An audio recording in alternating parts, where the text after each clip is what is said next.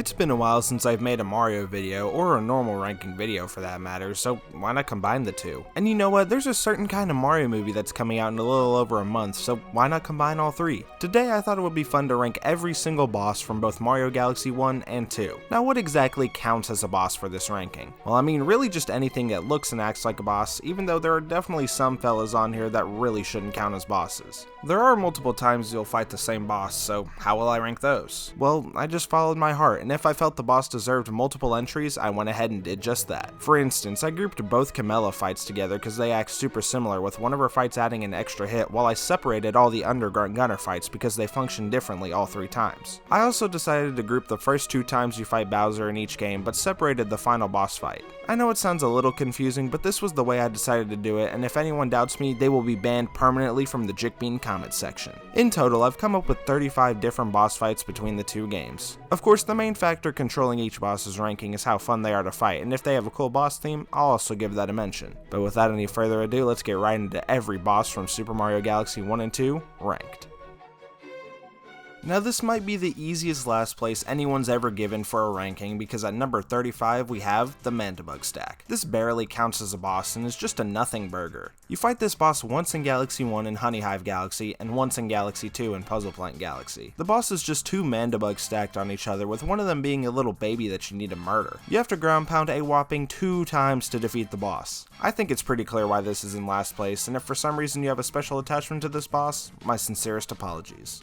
Number 34, Top Maniac. While this is yet another stupidly easy boss, I can get why some might rank him a little higher. You'll fight Top Maniac a total of 4 times in Galaxy 1, including Prankster comments, with 2 being in Battle Rock Galaxy and the other 2 being in Dreadnought Galaxy. In order to defeat Top Maniac, you need to jump on top of him and then hit him into the electrical rails on the side of the arena. He also spawns in various top men to assist him in the fight, and while they can be annoying, they're easy to avoid. The first time you fight him, the entire arena will be encased in electric rails. However, in the second fight, there's some very impactful gaps in between the rails. Yeah, this second fight is pretty much the same, but slightly harder. Top Maniac is fine, but really nothing too challenging. Number 33, Major Burrows. This guy just isn't very fun. I'm sure this will be a controversial pick, but Major Burrows is one of the most disappointing bosses in the game. You'll fight him in Gusty Gardens Galaxy twice in Galaxy 1 and twice in Boss Blitz Galaxy in Galaxy 2. He chases around a bunny while underground, and you have to ground pound in order to get him above ground where you can beat him up. I just don't find his gameplay loop fun at all. Before the final hit, he speeds up a lot and actually bounces back after the first ground pound. I do like the music here a decent bit though, which is why he isn't in dead last. Also, it shouldn't be that hard to beat out this stupid mom and her baby. Number 32, Underground Gunner Goldleaf. Found in the mission When It Rains It Pours in Goldleaf Galaxy is a little undergrunt and a bubble cannon. There's 3 different Undergrunt Gunner fights that you fight in the game, and as I said earlier, I'll be ranking each of them separately. This one is easily the worst just because it's the most basic. You have to either use the bee mushroom to fly on top of him, or hit a switch that creates platforms, allowing you to ground pound his glass. Do this 3 times and he's donezo. There's cooler gimmicks in the other 2 fights, so this one just had to be placed below them. Number 31, Undergrunt Gunner Toy Time. Hey look, it's one of those Undergrunt boss fights again. This fight ends up being a little more fun than the previous Undergrunt Gunner because you get to use the Spring Mushroom. I know this is like everyone's least favorite power up from the game, but I personally enjoy using it. Yes, I know, Jickbean has awful opinions, you don't have to tell me twice. The gunner also shoots out some balls of electricity instead of bubbles, which I find to be harder to deal with. At the end of the day though, 3 ground pounds is all it takes to beat the boss, and I just find this guy more fun than the previous one. Number 30, Baron Burr. While I really like his name, I don't find this boss to be nearly as intriguing as Hamilton. In order to get up to him, you need to use the Ice Flower, which is always fun. Once you're in front of him, he'll slam down, sending out a shockwave you need to jump over. He'll then need to be defeated like normal Burrs, meaning you have to spin and then run into him and spin again. You'll then have to do this twice more, and on his last hit, he'll spawn in a couple of little Burrs that are total pushovers. This fight just doesn't go on for nearly long enough to be considered good, but it's not awful. At least there's a pretty fun level before the boss fight, which I'm not taking into account unfortunately. Number 29, Undergrunt Gunner Deep Dark. Okay, realistically, this one probably shouldn't be above everything else, but I think the way you fight him is super fun. On the surface, it just looks like another Undergrunt Gunner boss where you have to ground pound on the glass 3 different times. However, there's coconuts laying around him that you're supposed to use against him instead. I didn't know this for the longest time, but now that I do, it's how I fight him. I mean, of course you don't need to use the coconuts, but it's way more fun to do so. Still not the greatest boss fight in the game, but it's one I enjoy doing.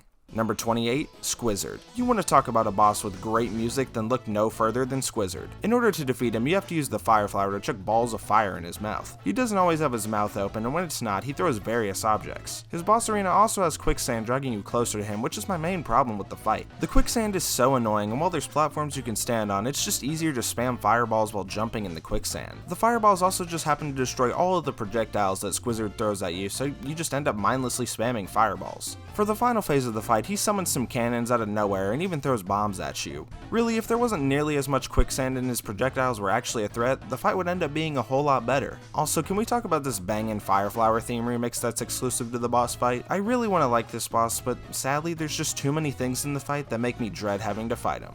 Number 27, Rolladillo. Found in Boulder Bowl Galaxy, we have one of the cutest bosses on the ranking. During this fight, you get to use the rock mushroom to hit this little armadillo's behind. Now that I think about it, Galaxy 2 kinda has an obsession with butts. During the fight, Rolladillo will roll, believe it or not, and eventually he'll get dizzy, opening up his butt for attacking. He rolls at you, and while it seems like you're supposed to use the rock mushroom to move out of the way, you can just walk instead. It's not that engaging of a fight, but at least you get to use the rock mushroom, so that's a plus. Number 26, Glamdozer. Okay, this one really hurts, but I have to put her decently low because there's some cheese with this boss. Glamdozer is found in Flipsville Galaxy, and her gimmick is pretty fun, with there being grates you can ground pound through to the opposite side of the planet. The only problem though is that it's super easy to camp under her and not have any problems. I don't really ever play like this because I find it cheap, but I just have to take the cheese into account with the ranking. If you don't use the cheese, you'll see that she'll spit fire out of her mouth which can seep into the grates. This makes the fight a decent challenge that I find to be pretty fun. Again though, the fact that she can be easily cheesed just makes her entire boss fight suffer. The music in this boss fight is pretty boppin', so I'm going to use that as an excuse for putting her higher than she probably should be.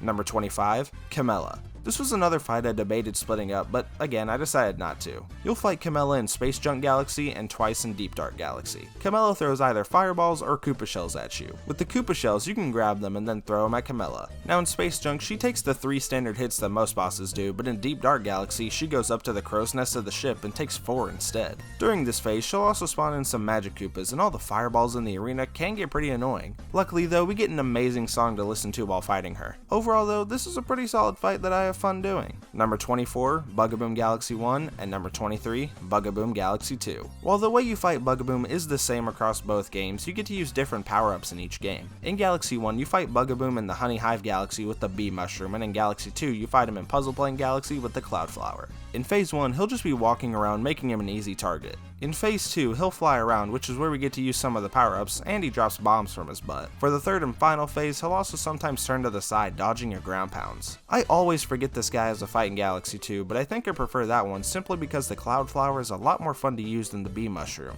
He also fits both of his locations super well, which is always great to see. Bugaboom is a staple of the Mario Galaxy series, and he's an all-around good boss. Number 22, Pee-wee Piranha. This little guy is the very first boss you fight in Mario Galaxy 2, and while I think he's fun, he's nowhere near as good as Dino Piranha from Galaxy 1. Found in Sky Station Galaxy is this giant egg that Mario decides to crack, and out hatches Pee-wee Piranha. You gotta get rid of his shell while he chases you and jumps around. You can actually ground pound the shell to get it all off in one hit. Once the shell is off, he'll run all over the planet where you need to smack his bum. You just repeat the process 3 separate times and that baby gets out of here. He's a pretty fun boss to try and speedrun, but at the end of the day, he is pretty basic since he's the first boss of Galaxy 2.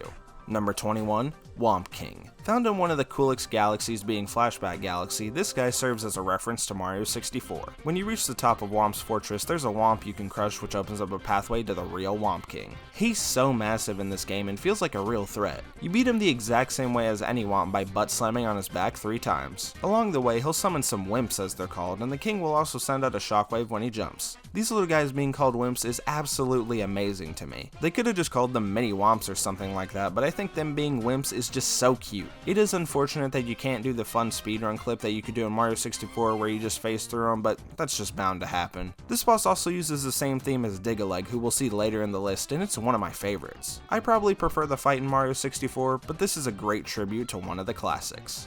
Number 20, Bowser Jr. While you technically fight Bowser Jr. 3 times across both games, this is the only time where you fight him in Galaxy 1. Jr. is on his ship and you have to throw Koopa shells at him. He also shoots bullet bills and cannonballs at you, which aren't hard to avoid. When you hit him him 3 times, he'll then turn his ship, making it harder to hit. The Bowser head at the front of the ship will also shoot out fireballs alongside the bullet bills being doubled. Magic Koopas will also show up frequently, and while this may sound like a lot, it's not too complicated. I think Bowser Jr. has way cooler boss fights later though, so this kind of basic fight just had to be lower.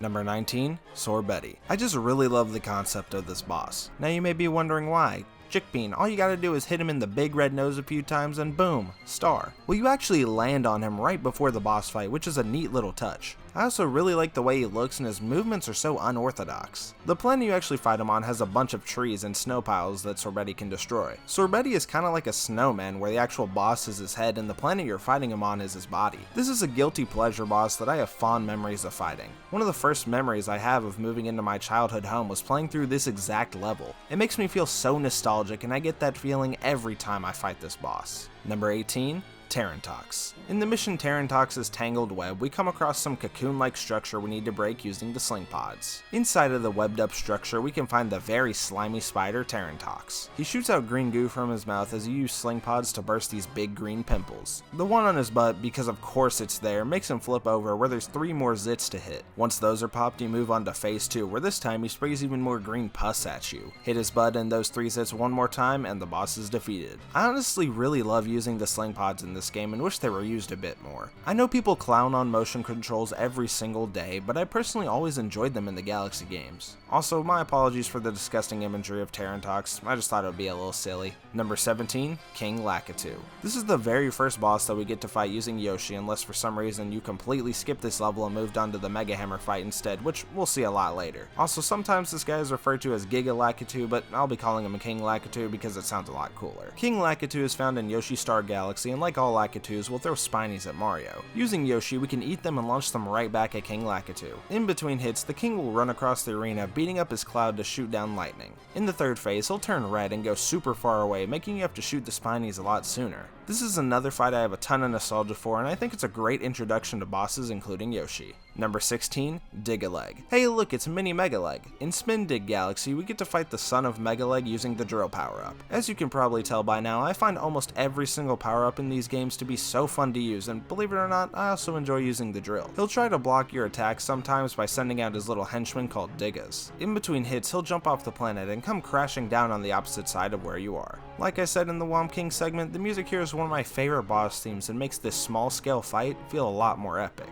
Number 15, King Caliente. This is another boss that you fight a whopping 4 times, twice in Galaxy 1 and twice in Galaxy 2. I honestly think that where you fight the boss in the first game is super weird, as you fight him in Good Egg Galaxy, which is a very early galaxy in the game, and then you'll fight him super late into the game again. While the boss arena is different between fights, it's not that big a factor in fighting him. King Caliente will either shoot fireballs or coconuts for some reason, and you need to hit the coconut back at him. It ends up being a pretty fun game of tennis as you hit the coconuts back and forth. At certain points in all the fights, he'll make a bunch of lava bouncers appear and that make the entire situation stressful. The second time you fight him, there's also some meteors that come crashing down before the third and final hit. King Caliente is just one of those super satisfying bosses to defeat that I always enjoy going toe to toe with. Number 14, Dino Piranha. The very first boss to grace the Mario Galaxy games, and it's a very good one. Mario yet again decides that it would be a good idea to crack an egg as the feet and tail of Dino Piranha poke out. Once you hit the end of the tail, it whacks Dino Piranha and you start the fight. I really think this is such a great introduction to bosses of these games. Just like the inferior Pee-wee Piranha, it is a super basic fight to start things off, but man is this one just super good. Hitting the tail feels so satisfying even though it's so simple. This is such a well-designed first boss that shows off how solid the bosses in the Galaxy games are. Number 13, Prince Picante. I feel like this boss is forgotten, but I love this little goof. I don't believe it's confirmed, but this guy is pretty much the son of King Caliente, and the way you fight him is pretty similar. The prince rolls around in a vehicle while fireballs shoot out of it and his mouth. When the fireballs hit the ground, a pool of lava appears, and sometimes he'll shoot a normal coconut out of his mouth. In later parts of the fight, he shoots a bunch of coconuts and fireballs in the air, and they come crashing back down to the arena. Oh yeah, and the arena is made of ice, so it's slippery, but it's also fun to skate around. In the last phase of the fight, he'll become super aggressive and shoot even more fireballs at Mario. Now, my Galaxy 2 bias might be showing a bit with this boss, but I just love his design. I think Prince Picante is super fun and uses the ice of Shiverburn Galaxy to great effect. Number 12, Mega Leg, also known as Shadow of the Colossus Mario Edition. Gosh, I love making that joke even though I've never played that game. Mega Leg is this giant mech that you get to climb up. You don't really fight him per se, you mostly just fight bullet bills that he shoots everywhere. Once you get on top of his head, there's a cage where the star is that can be blown up by a bullet bill. When that's blown up, Mega Leg turns his maximum security mode on and puts another cage around the cage star. You'll need to act quickly though, because after blowing up a piece of the outer cage, it'll replace itself after a while. Gameplay wise, this boss actually isn't too amazing, but in terms of coolness, Mega Leg is really up there. You don't ever really get to climb on bosses in this game, which is a shame because Mega Leg uses the gravity mechanics of Galaxy pretty well. Number 11, Bowser Galaxy 2. Besides the final Bowser fight, you'll fight Bowser twice in this game. Throughout Galaxy 2, Bowser is a pretty big and hefty fella, so this fight works differently than most other Bowser fights. He tries to crush you with meteors, but you actually get to use those to your advantage. Sometimes he'll try to crush you with his fist, but it'll get stuck in the planet, allowing you to butt slam some meteors in his face. During the second fight, his punches and the meteors send out a little purple shockwave that make the fight a bit more complicated. During phase 2 of every fight, Bowser will go around the planet breathing fire, adding to how intense the fight feels. Speaking of making the fight feel intense, the music for this fight is absolutely phenomenal, but shockingly enough, there's an even more intense song that plays for the final Bowser battle. While this may be one of the weaker Bowser fights in the Mario series, it's still a fun and intense fight. Number 10, Gobblegut. And yet another fight I'm super nostalgic about. Gobblegut is a dragon who has that one Mario Kart track themed after him. He's got these red rings around his body that you need to destroy. From time to time, he'll dig into the planet, allowing you to break his red rings a little easier. One of my favorite parts about this boss is that there's a decent bit of strategy at play here. I've always personally found Gobblegut to be hard by Mario boss standards because of how lengthy this dude is. During phase 2 of the fight, he'll become a lot faster, making it pretty hard to hit the rings in the back. Just like every time I'm awful at something, this is most likely a skill issue, but I think taking out the rings at the back first make the fight a whole lot easier. And if this guy seems decently hard, then just wait till we get to another similar fight later down the list. Number 9, Fiery Dino Piranha. First found in Melty Molten Galaxy, this guy works similar to Dino Piranha, believe it or not. This time around though, you can't just walk up to his tail and smack it. His tail is on fire and you have to wait until it isn't before you can smack it. If you're dumb like me, this adds a lot more challenge to the originally pretty easy Dino Piranha. During the last phase of the fight, the tail will be rapidly on and off fire, so you'll have to act quickly. He even shoots fireballs in his last stage, but they're pretty much a non-factor since you'll be behind him most of the time. The Galaxy team took an already great boss and simply added fire to it, making for an interesting fight. You have to play differently than normal, which is always appreciated when finding a boss similar to one you fought earlier in the game. Number 8, Bouldergeist. Yes, the infamous Daredevil run with this boss is to many pretty hard, but I actually don't think this boss is hard at all. Bouldergeist throws 3 different types of rocks at you. Normal gray ones, gold ones that drop coins, and black ones that have bomb boos inside of them. You gotta chuck the bomb boos at Bouldergeist as they chip away at his outer rocky shell. After hitting him 3 times, he becomes exposed, spawning in some more bomb boos you can use to transition onto phase 2. In phase 2, he has hands now. How scary. Yeah, he's got a lot more moves he can do with his hands, and the hands also act as a shield. He can also summon in some spikes, which again, pretty spooky. Yeah, this fight is carried by how fun the bomb boos are to use. The music for this fight is also pretty great. Overall, Bouldergeist is great, but not nearly as hard as some people make him out to be. Number 7, Final Bowser Galaxy 2. Let's get the main issue of this boss out of the way. Yes, it is a bit anticlimactic in its final phase, but overall the fight is still great. Before the final phase though, the Bowser fight is pretty much the same as the last two. The shockwaves that the meteors and Bowser's fists send out this time around can be super difficult to avoid. It feels like there's so much stuff going on and it can be pretty easy to mess up. But yes, everyone is going to point to the final phase of the fight and say, well, this part sucks. If you're for some reason unaware, the final phase has you just ground pound meteors into Bowser while the most epic piece of music ever plays in the background. Sounds pretty cool though, right? Well, he goes down in 4 hits, which goes by super quickly. I genuinely think this could be the best Bowser fight ever if it took somewhere close to 10 hits to defeat him. The Galaxy 2 finale had the chance to be some epic conclusion, but unfortunately it just falls a little flat. I still find the whole experience fun, and Fated Battle is up there for the best song in any Nintendo game. Number 6, Bowser Galaxy 1. Sometimes simpler is better because the first 2 Bowser fights in Galaxy 1 are phenomenal. Bowser does 3 things: jump to send out shockwaves, shoot fireballs, and get his butt burnt. Yeah, in classic Galaxy fashion, you need to get Bowser to jump through some glass in order to burn him. You'll then have to spin attack his tail, which sends him flying around the planet. You'll then have to hit him again, and in later parts of the fight, you'll have to hit him multiple times as he spins at hyper speeds around the planet. This fight is pure fun and is easily better than any Bowser fight in Galaxy 2. Oh yeah, the music here once again is phenomenal, but Fated Battle is still better.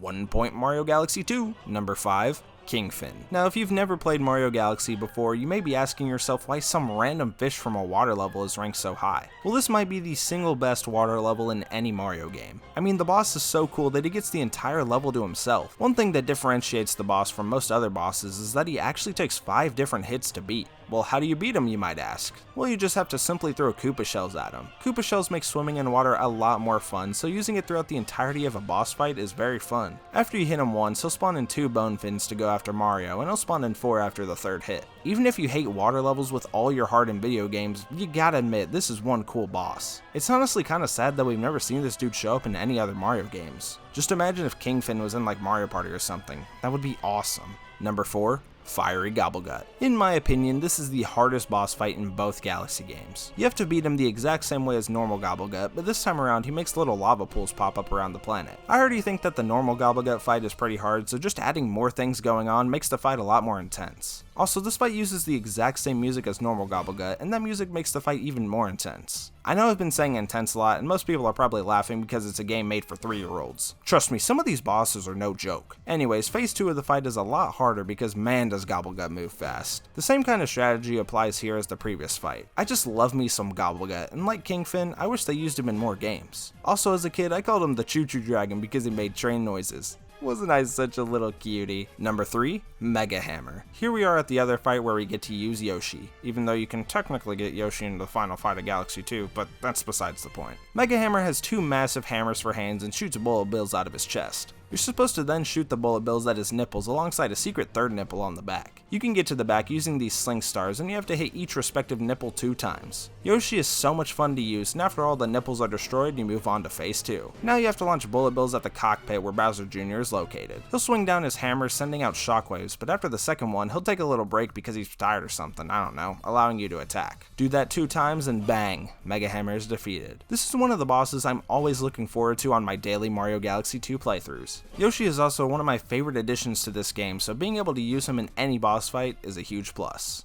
Number 2, Final Bowser Galaxy 1. If we're going to talk about epic boss fights in video games, this one just might be the best. You'll travel to 3 separate planets during the fight where all 3 planets have you fight Bowser in different ways. On the first planet, Bowser rolls around as a rock and you have to hit him in his noggin in order to attack him. He'll spin around the planet like before, and after a couple of times you'll move on to the next planet. On this planet, Bowser will roll around inside of his shell, and the only way to get him out of it is to hit him with one of the rubbery bulbs on the planet. All while doing this stuff, Bowser's still sending out fireballs and jumping around, sending out shockwaves, by the way. Do that 2 times and you'll move on to the final planet, and the music immediately makes the last phase feel epic. For the last phase, we fight Bowser the same way we did in previous fights by burning his tail. Now you might think that's a little boring, but this backdrop is absolutely stunning and makes the fight feel even more epic. Realistically, this is how long the Galaxy 2 final fight should have lasted. Had it lasted this long, it might have even cracked the number 1 spot, however, not even the epic battle can outmatch number 1, Boomsday Machine. Make that 2 points for Galaxy 2 because this boss is absolutely phenomenal. For the first time in his life, Bowser Jr. gets one up on his dad with the greatest creation to come out of a Mario game. This right here is the Boomsday Machine, and the way you defeat Jr. is the exact same as those underground gunners. Climb to the top of the machine and then ground pound the glass. What makes this fight absolutely amazing is that we get to use what is in my opinion the best power up ever introduced in Mario, the Cloud Flower. Being able to create clouds with a simple spin is amazing, and the fact that the entire boss is based around the power up makes it even better. There's some fire bars at the very bottom and a cannon that shoots out balls of electricity. After you ground pound him once, he'll use the fans on the Boomsday Machine to suck in all of the clouds, making you have to wait a little bit before trying to hit him again. Once you are able to hit him again, you get to move to the final phase of the fight where it grows tractor wheels with spikes on the side.